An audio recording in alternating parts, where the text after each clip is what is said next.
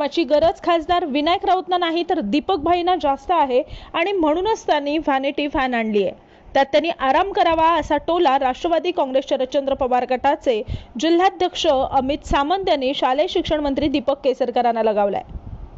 विनायक राऊत यांना केसरकरांनी आराम करावा असं म्हटलं होतं। लोकसभा निवडणुकीच्या पार्श्वभूमीवर कुडाळमध्ये आज राष्ट्रवादी काँग्रेस शरदचंद्र पवार गटाच्या कुडाळ तालुका कार्यकारिणीची बैठक झाली। त्यानंतर अमित सामंत यांनी माध्यमांशी संवाद साधलाय। पाहूयात काय म्हणालेत अमित सामंत। लोकसभा निवडणुकीच्या पार्श्वभूमीवर राष्ट्रवादी काँग्रेस पक्ष सिंधुदुर्ग जिल्हा संपूर्णतः विनायक राऊत साहेबांसाठी सज्ज झालेला आहे। आजपासून आमच्या प्रत्येक तालुक्यावर बैठका सुरू झालेल्या आहेत। आज कुडाळ तालुका झालेली आहे, उद्या देवगड आहे। सलग 8 दिवस 8 तालुके आम्ही घेतोय आणि प्रत्येक कार्यकर्ता हा महाविकास आघाडीच्या माध्यमातून खासदार विनायक राऊत साहेबांना परत विजयी करण्यासाठी संपूर्णपणे प्रयत्नांची पराकाष्ठा करतोय आणि त्याच्यासाठीच कार्यकर्त्यांची मतं जाणून घेणं, कार्यकर्त्यांना निवडणुकीला कसं सामोरं जायचं आहे, कारण ही निवडणूक पूर्णतः वेगळी आहे।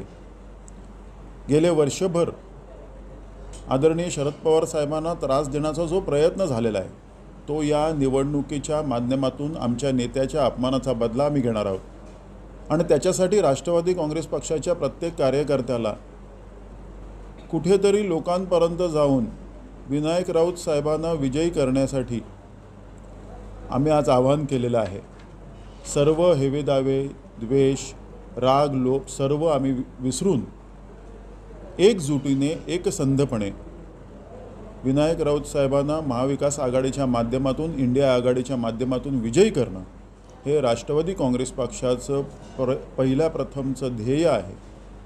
हे आज आम्ही लोकांना सांगण्यासाठी ही कुडाळ तालुका राष्ट्रवादी काँग्रेस पक्षाची बैठक आज इथे पार पडली। एकंदरीत प्रतिसाद कसा मिळतो? आम्हाला जेवढा वाटत होतं त्याच्यापेक्षा अनेक लोकांचा उत्स्फूर्त प्रतिसाद आहे। विशेष करून समाजातील जो अल्पसंख्याक घटक नाराज झालेला होता तो त्याचा भ्रमनिराश झाल्यामुळे तो परत एकदा आदरणीय शरद पवार साहेबांच्या विचाराकडे वळतोय असं आम्हाला या बैठकांच्या माध्यमातून लक्षात येतं आहे आणि याच्यानंतर आम्ही त्या घटकांसाठी संपूर्णतः त्यांच्या पाठीशी उभे राहू। त्यांना कुठेतरी हे जाणवतं आहे की या भाजपच्या कारकिर्दीत, या भाजपच्या सरकारच्या राजवटीत आपण संपूर्णतः असुरक्षित आहोत। जर हे सरकार परत आलं तर आता आपलं काही खरं नाही हे त्यांना जाणवतं आहे। मग ते दलित असतील, मुस्लिम असतील, ख्रिश्चन असतील, जे अल्पसंख्याक आहेत त्या प्रत्येकाला हे जाणवतं आहे। प्रत्येकाचे प्रश्न वेगळे आहेत। त्यांना हे जाणवतं आहे की आता कुठेतरी आपण ही आपली अस्तित्वाची शेवटची लढाई आहे आणि ती सगळ्यांनी एकत्रितपणे लढली पाहिजे। म्हणून हा घटकसुद्धा आज आमच्याबरोबर आहे आणि पर्यायाने हा घटक विनायक राऊत साहेबांच्या पाठीशी उभा राहणार आहे। हे आम्हाला या बैठकीच्या माध्यमातून नाही, दीपक भाईंचं प्रत्येक निवडणुकीत नेते वेगवेगळे असतात असा आमचा आजपर्यंतचा अनुभव आहे। 2000 सालापासून आम्ही बघतोय, कधीतरी शरद पवार साहेब त्यांचे नेते होते, त्यावेळी राणेसाहेबांच्या विरोधात त्यांनी कसं रान उठवलं ते आम्ही सगळे त्यावेळी त्यांच्याबरोबर होतो, तो सुद्धा आम्ही अनुभव घेतलेला आहे। आता त्यांची भूमिका वेगळी आहे। जसं वारा येईल तसं पाठ फिरवणं हे त्यांचं पहिलं उद्दिष्ट असतं।